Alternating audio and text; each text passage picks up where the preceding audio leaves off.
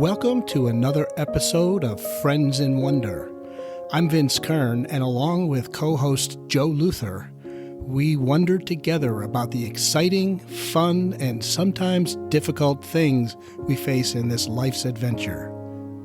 We're always grateful if you like, subscribe to, or share this show, and you can do so by going to friendsinwonder.com or send us feedback at talk@friendsinwonder.com. Now we invite you to sit back, relax, and enjoy this week's topic.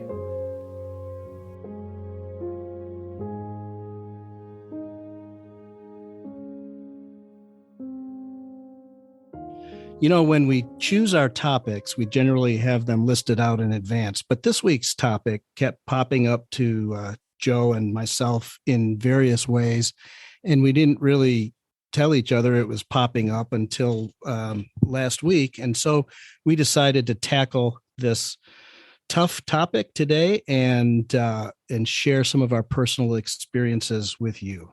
Yeah, today we're talking about death and grieving. And sadly, the reason that keeps popping up is because we've been experiencing a lot of that personally, not just direct experience of close loved ones, but people who are close to us who are going through similar experiences. There's just, I guess, part of the issue with living into your older years is that these kinds of things are going to happen. And, certainly Vince and I, have lost parents. In fact, both of us have lost all of our parents. And that's to be expected, right? I mean, obviously you like it to be as long a life as possible.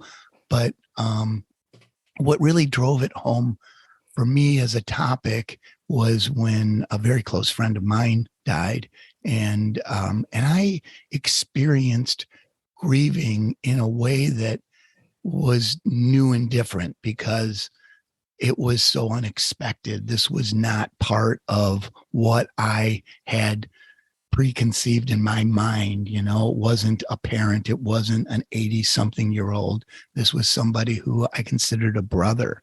And so the process of grieving was very real to me, and it still is real, even though it's been a while.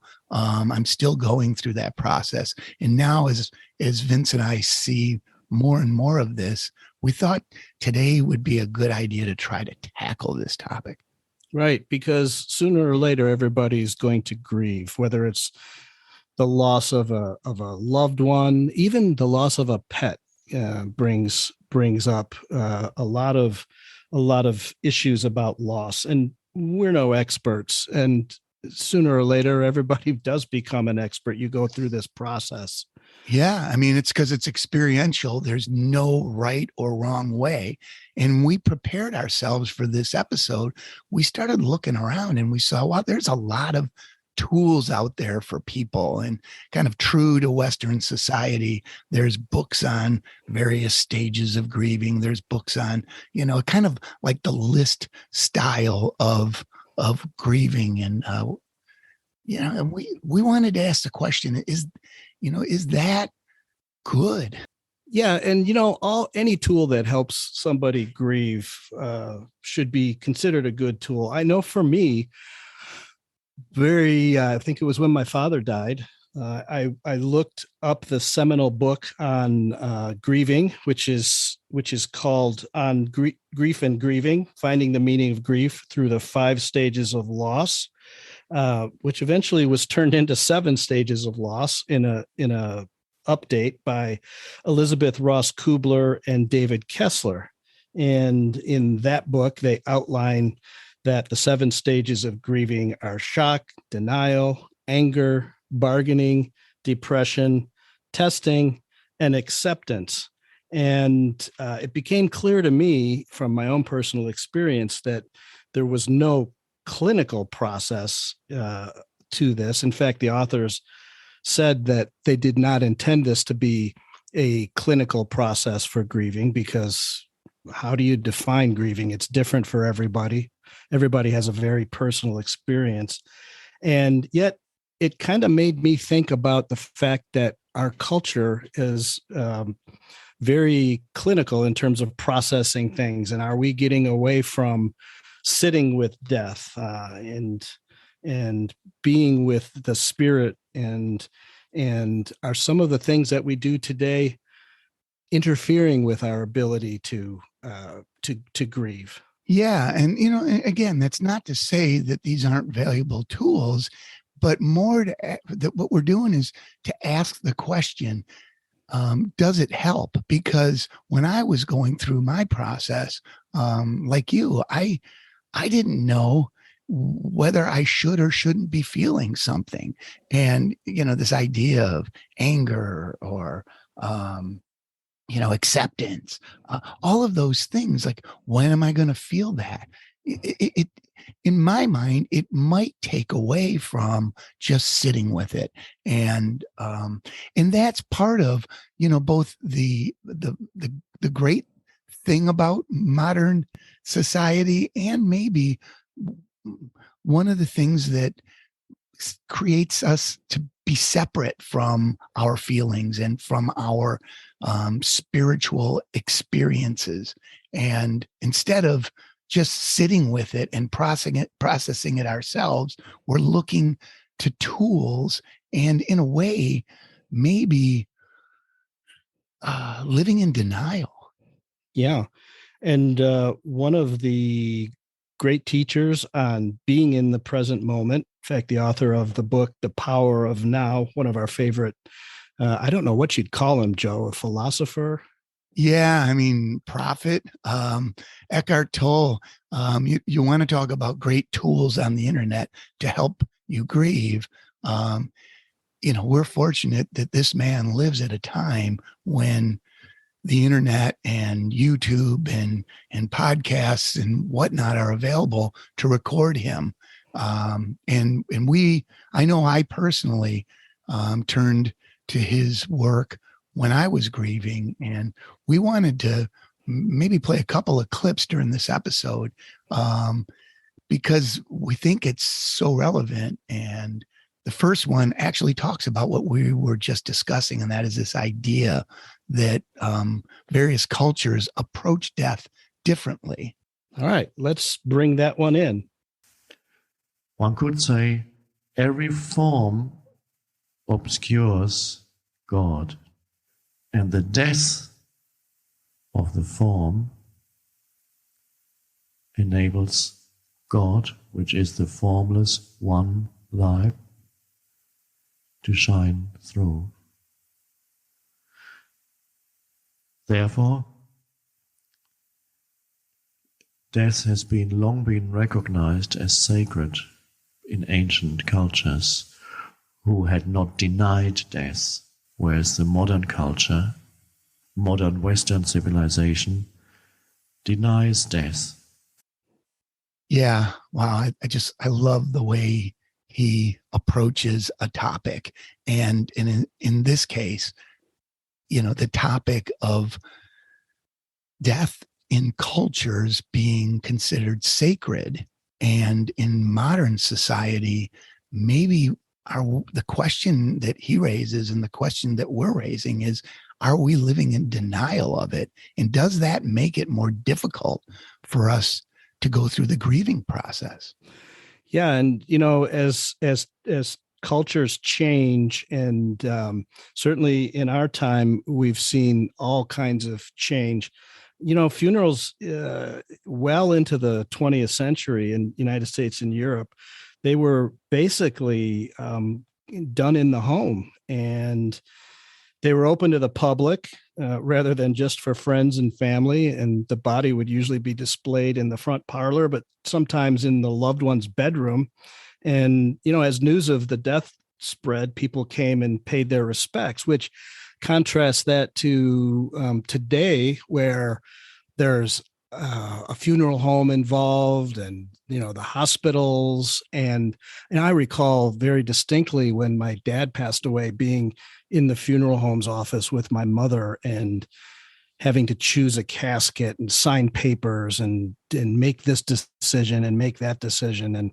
And it's a time when, you maybe you want to be starting that personal grieving process, but you can't. So that made me to wonder about how our culture is treating death. And does that cause us to fear death? I mean, if you think about a family sitting in their home with their loved one for days, there's certainly a big difference between that and driving back and forth to different places. Right. And it drives home this idea of, embracing the concept of death as sacred versus, outsourcing it as a process to be done by a third party. And we're not saying one way is right or wrong, but what we are trying to shine a light on is that by the way we do it now, it may interfere with some of our ability to grieve. And certainly all of those things need to be done in today's culture, the funeral home services, all of the things that we've just talked about. But interestingly enough, a lot of scholars and morticians are observing that a lot of people in American culture lack the explicit mourning rituals that help people deal with loss.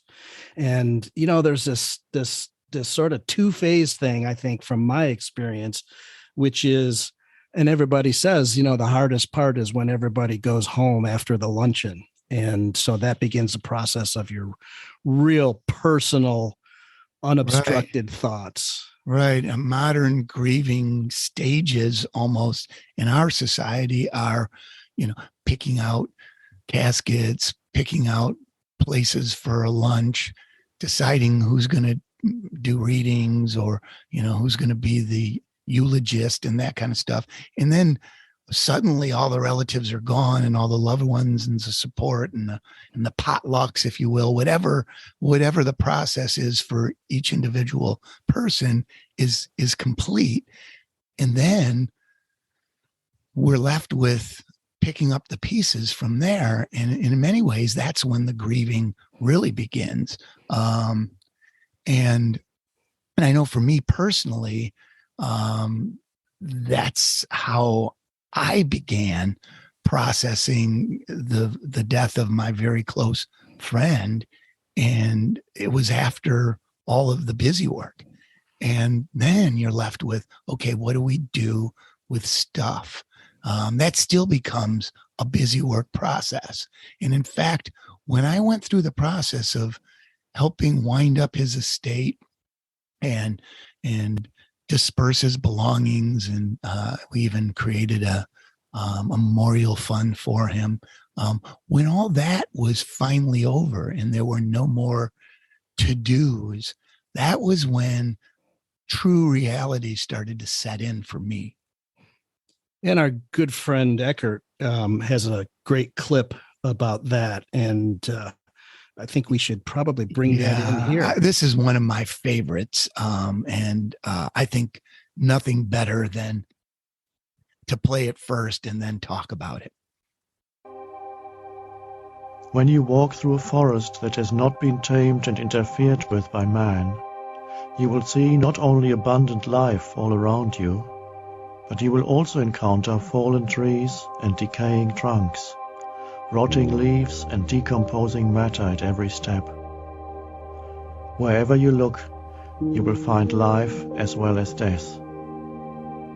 Upon closer scrutiny, however, you will discover that the decomposing tree trunk and rotting leaves not only give birth to new life, but are full of life themselves. Microorganisms are at work. Molecules are rearranging themselves. So death isn't to be found anywhere. There's only the metamorphosis of life forms. What can you learn from this? Death is not the opposite of life. Life has no opposite. The opposite of death is birth. Life is eternal.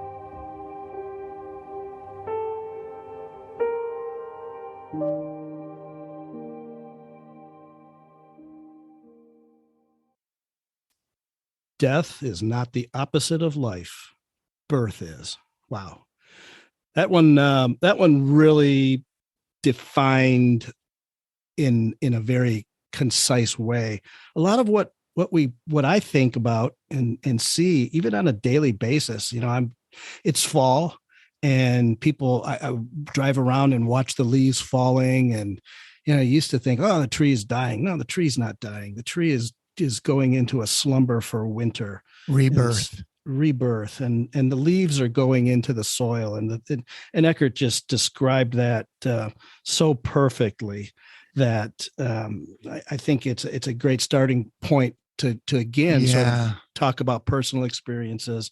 Now, I know for me, and I have been blessed, and I just want to share this with everybody. I'm so grateful for spirit, and everybody has a different way of getting with spirit, and whatever you want to call it. But I recall several times in my life where spirit of loved ones who have been lost have visited me literally. And I mean, I have sat one night and was listening to music, and my wife Sheila was gone on a trip, and I just had my head back and my eyes closed, and the next thing I knew, my dad was there playing the organ to the music, and it was rock music, but he was playing it perfectly, and just this feeling of smile. And I could list many other ones, but I wasn't at that point to receive that until I had actually sat with the grief and gone through my own very personal processing of it.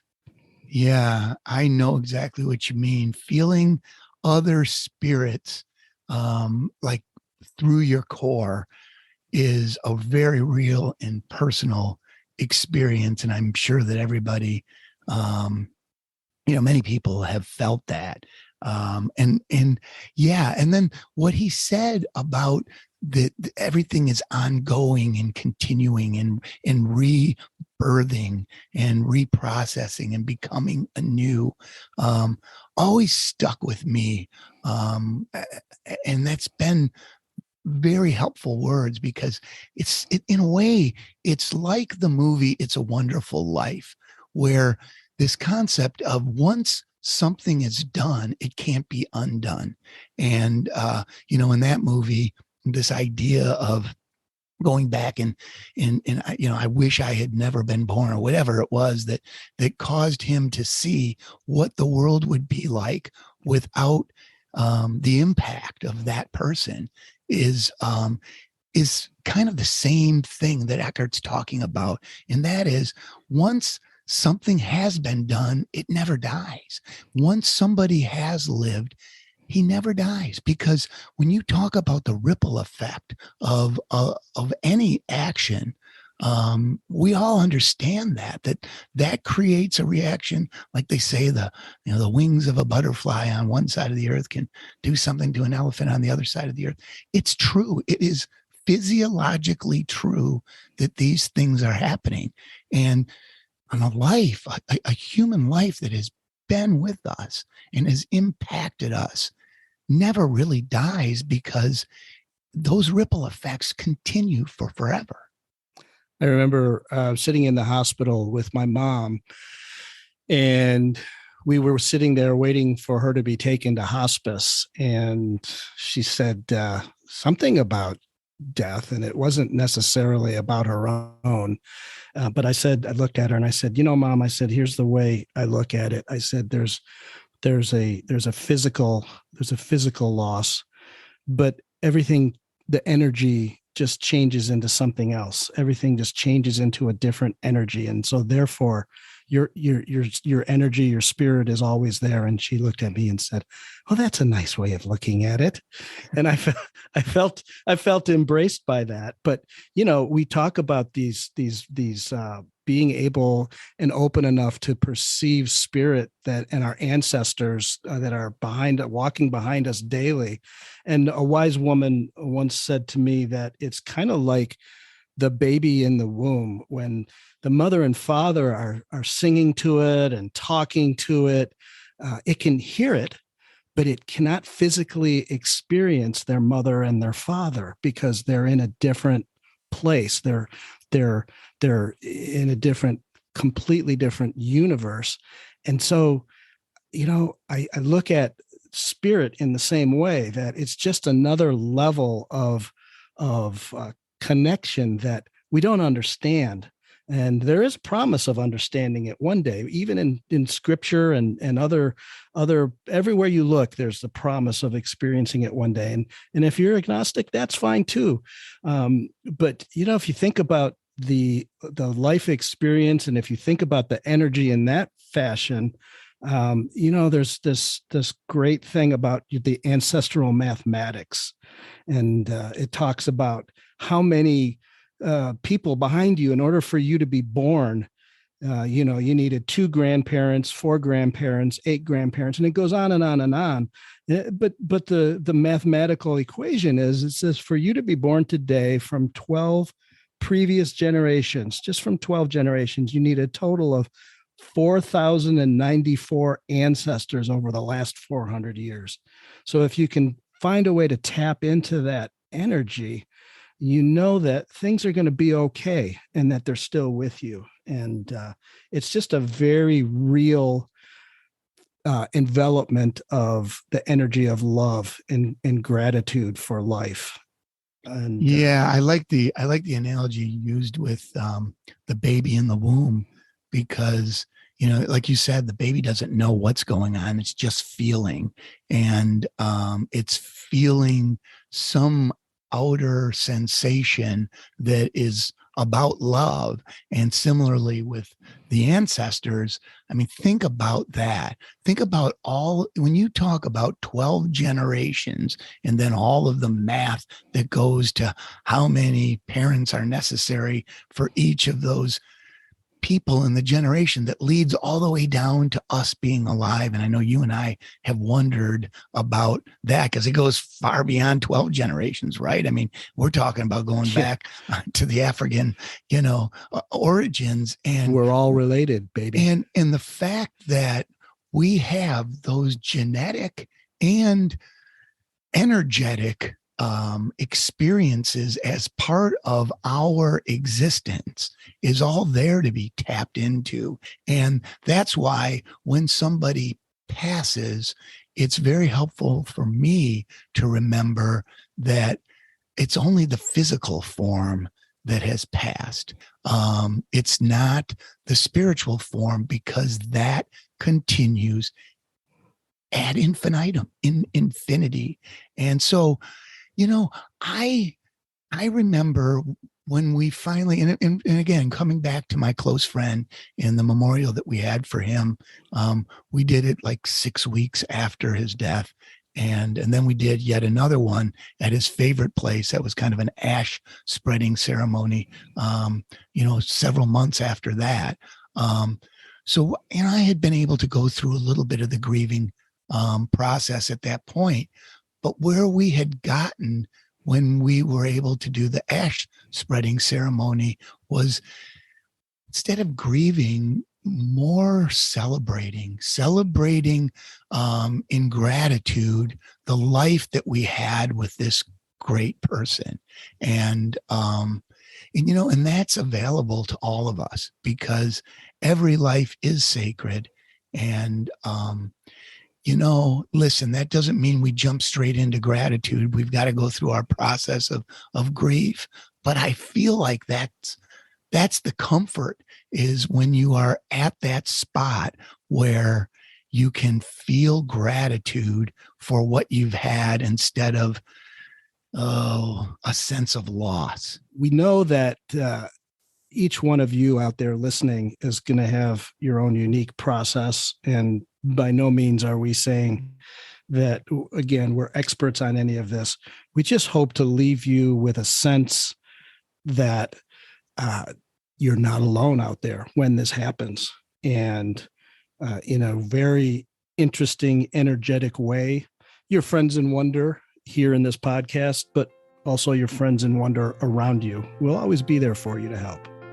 Embracing the grief and getting to gratitude is just, I think, the best we can do in tackling this topic today. And we hope in some way this was of value to those of you who are going through it or may go through it in the future.